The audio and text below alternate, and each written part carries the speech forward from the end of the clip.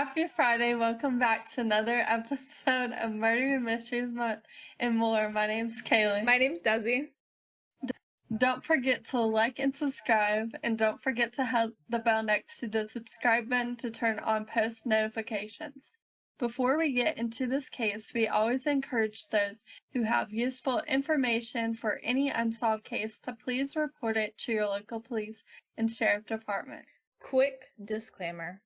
This video is not recommended for persons under 18. It may contain some very graphic details, so if you're not comfortable, please click off now. The Wendigo is a mythological spirit-turned creature who preys on human offender who has committed cannibalism. Often the entity is depicted as a tall, starving, monstrous figure with a deer skull as a head in popular media, sometimes portrayed as more animal than man. However, the Wendigo in Native American lore takes on a more human look by slowly morphing the host into a monstrous-looking human. When their victim finally gives into the Wendigo's influence, the creature begins to hunt for human's flesh, always starving for more, no matter how much it has eaten at any cost. The Wendigo in early Native American folklore was first described as demonic entities or evil spirits with no physical form. This is strengthened by how the word Wendigo means an evil spirit that eats humans in some interpretations. Other interpretations use the word Wendigo just to mean cannibalism. The Algonquian people, the originating point for the Wendigo myth, would state that the creature would roam the forest of the Great Lakes region and the Atlantic coast of both the United States of America and Canada. The Ojibwe people in their folklore would describe the Wendigo physically, stating that they stood 14 feet or 4.5 meters tall, and that the creatures were slim because of their never-ending hunger for human flesh. Both the Algonquin and Ojibwe people are part of the Anishinaabe, a group of culturally related people that reside in the Great Lakes region of the United States of America and Canada. The tribes within the group and surrounding tribes, such as the Cree, all spell the Wendigo's name differently. These include Witigo, Witoko, Whittingo, and more. Some anthropologists believe the Wendigo legend was developed as a cautionary tale about the importance of community and repulse people from the ideas of individual greed, selfishness, and isolation. This belief was formed from how the Wendigo was a personification of cold, and when hunger required people to gather and share resources, especially during winter. This also ties in how Wendigos always seeks more human flesh to consume. A story was found in the early 20th century by Lottie Chicagua Marsden that followed a Wendigo. She says, one time long ago, a big Wendigo stole an Indian boy, but the boy was too thin, so the Wendigo didn't eat him up right away. But he traveled with the Indian boy, waiting for him till he'd get fat. The Wendigo had a knife and he cut the boy on the hand to see if he was fat enough to eat, but the boy didn't get fat. They traveled too much. One day they came to an Indian village and the Wendigo sent the boy to the Indian village to get some things for him to eat. He just gave the boy so much time to go there and back. The boy told the Indians that the Wendigo was near them and showed them his hand where the Wendigo cut him to see if he was fat enough to eat.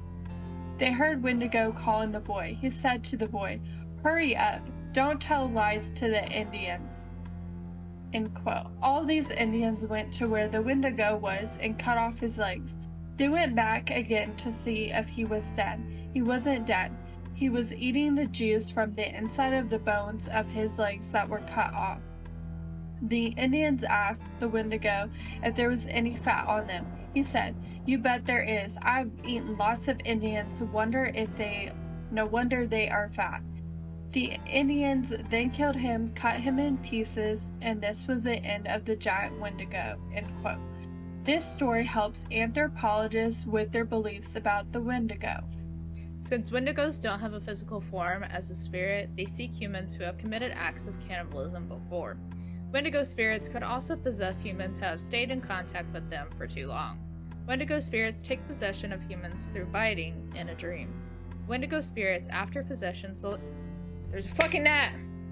I got it.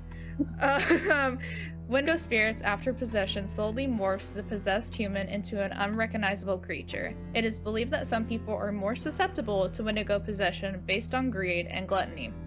According to the Ojibwe, Eastern and West Main Swampy Crees, Naskapi, Innu, and Zalto, Wendigos grew as they ate people in proportion to prevent being full and staying starving and thin.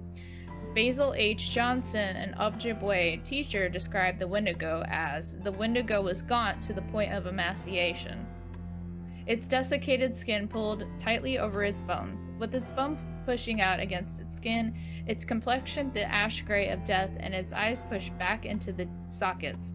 The Wendigo looked like a gaunt skeleton recently disinterred from the grave.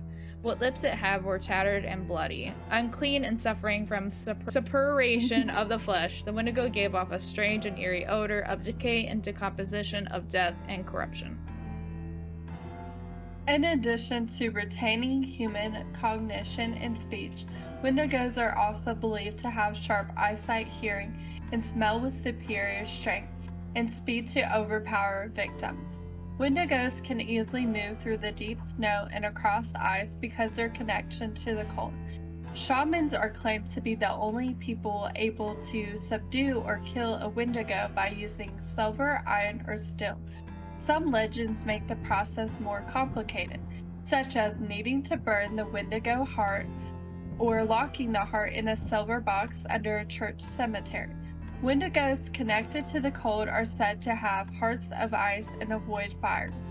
In some Cree culture, a treatment exists for possessed people that involves fatty animal meat, ingestion, or drinking of animal grease. That's gross. This treatment causes a person to vomit ice, signifying that they are cured. Speaking about Wendigos can cause bad luck and might summon a Wendigo spirit. Alright, don't eat me, Mr. Wendigo. I promise, I'm just being educational right now.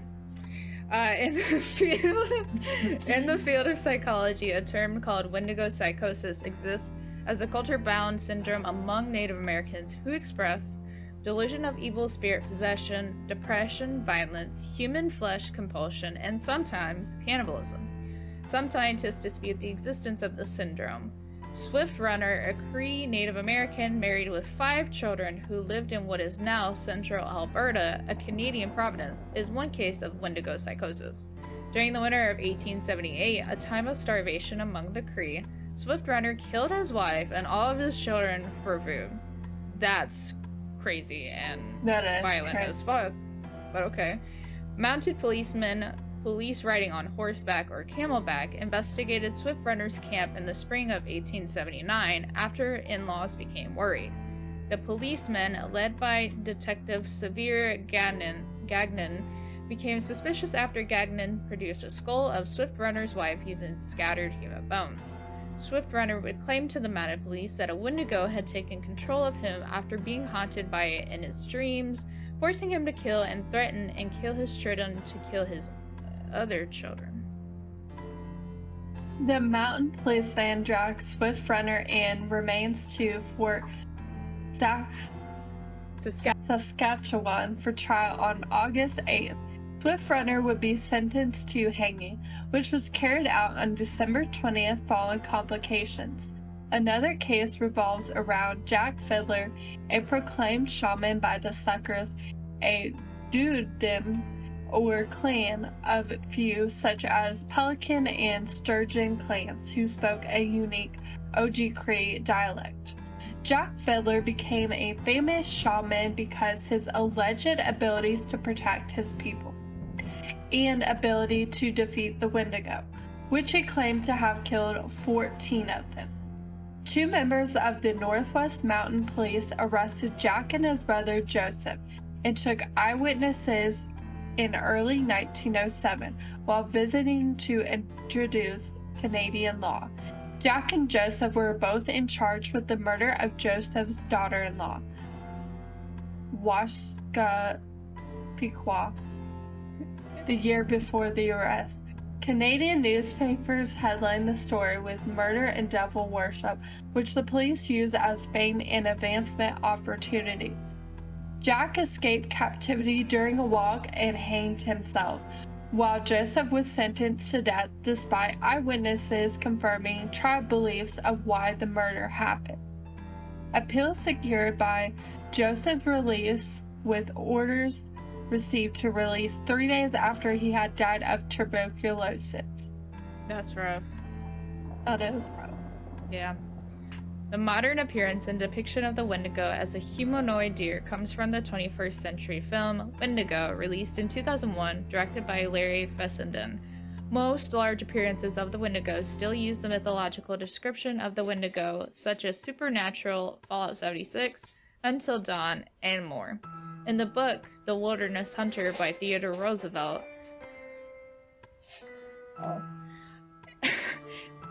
in the book, The Wilderness Hunter by Theodore Roosevelt, a story told by an unknown man of German ancestry named Bauman told a story that Roosevelt found credible about how Bauman would find his friend dead with his neck snapped with 4 fang marks on the neck. The location of this story has been narrowed down, using the information that Roosevelt had put down. People still wonder if this story is about Bigfoot, the more popular and accepted belief, or of the Wendigo and other creatures, which are less popular and obscure beliefs. As people have associated the Wendigo more with its deer form and talked about it more, people are trying and have tried to remove the added bits of Wendigo that have come from Hollywood and others, like the deer appearance. Into our favorite section. Gang, gang. Reddit comments. The first one is by Death the Soul Reaper. That's a great name. Wendigo. Jody James Britton. Ravenous is a fun movie that pits Wendigo against one another, or pits cannibals against one another, with a thread of Wendigo lore sewn into it. Hey, Brawlin', I should say, actually. Brawlin', Wendigos out here. TDM says, I'm sure there are better Wendigo movies out there, but Antlers 2021 comes to mind. It wasn't bad, but not great. Kind of in the middle. The video game Until Dawn features Wendigos in the story. If you're into playing video games, that's a really fun one. It's pretty much a choose-your-own-path horror adventure kind of game. Not sure how close either of them reflect the nature of the Wendigo, though. I will say, Until Dawn does reflect Wendigos pretty good, although they do change a little bit of things, but they have, like, the appearance and kind of, like, the lore and backstory pretty spot on. Real Simon Lee. I think it's hard for most of us who aren't indigenous to know which movies are the most accurate. I'm thinking most of the movies will not be accurate, which is very true. However, I highly recommend the film The Ravenous 1999 with Robert Carlson and Guy Pearce. I think it's excellent, and while the lore of the Wendigo is minimal, I say it probably makes it more accurate than most. Richard Bachman, the book Pet Sematary touches on the subject. The movies, less so. Which is to be expected with a lot of movies. But I did not know that about the book of Pet Sematary. I did not know that either. Yeah, I didn't know that. Daredevil Batman 2. I love that name. There was one called The Retreat that came out in 2020, and that was surprisingly decent in my opinion. I haven't watched a lot of, like, things with Wendigos in it, so I've just seen them in video games, mostly. I've watched a couple YouTube videos about them. Yeah, they're very interesting. They are, for sure. We'll say that. Of course, there's a lot of Until Dawn. Yeah, a lot of Until Dawn and Ravenous. Everybody likes Until Dawn. I get why, but... of course. Another Until Dawn. Deleted. Cannibal, the TV show, the Wendigo is a recurring visual motif. Interesting. Okay. International _Phil55. I don't know, but you should play Until Dawn.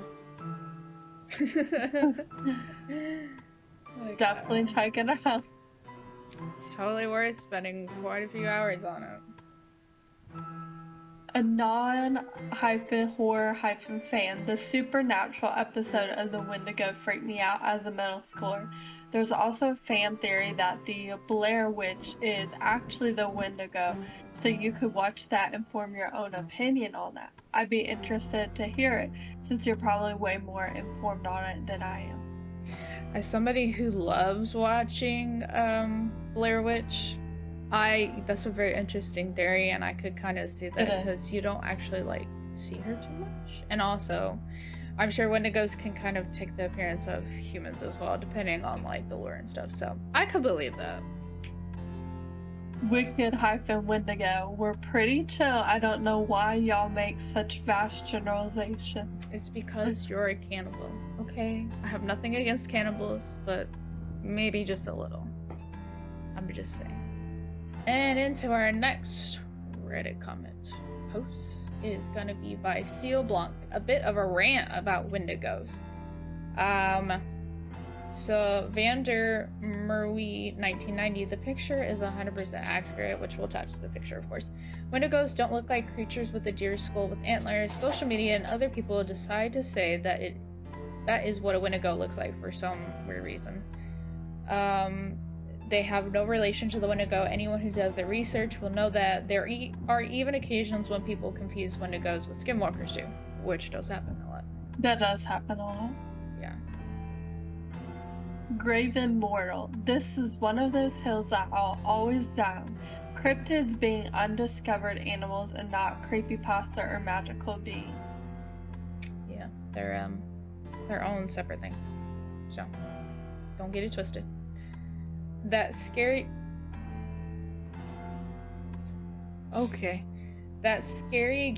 guy gaming. Wendigo is basically a cannibal spirit. You become a Wendigo by ingesting the flesh of another, which curses you, often associated with winter and gluttony, which is very true. It's a very old spirit.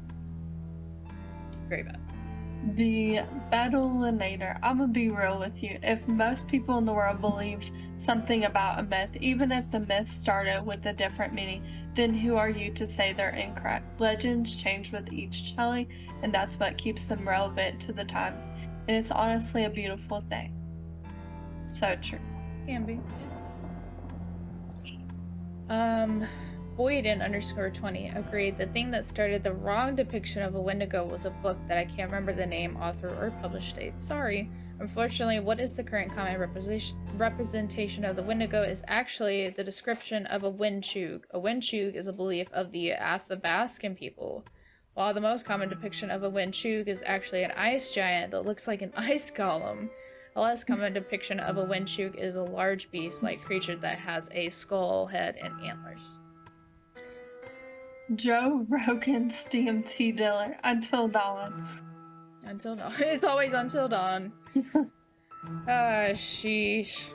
Legal Ruin 3583. Yeah, I became aware of this long ago, so it can be annoying. Pop culture has a habit of distorting things and truths, which is very true. Very true. Yeah, happens a lot. Yeah, I know with Bigfoot, for sure. Yeah, they have so many different depictions and stories and tales of Bigfoot. You just can't, keep it straight, because it's which one is it? Yeah. Which one's the real one? Which one's the right one? Which one's not the one that's been spread around by so many different people? On to the last Reddit post. Insult me. Are Wendigos real? And comment below if you believe in them. And SS Endurance. I saw one back in May when I was taking the recycling out late at night after a park. Our property included a pretty large forest area backed on a lake, so when I was taking out the trash, I hear footsteps. So I look over with my phone flashlight. When I look, the steps stop. I can't see anything. I move the flashlight away and it starts moving again. I quickly turn the light back and I see his long, thin, pale thing with really long arms, kind of like a mix between Slender Man and the Rake. Got scared shitless, so I ran back inside. That does seem scary. Time to leave. Time to move. Don't come back. Fuck this shit, I'm out. Yeah, for real.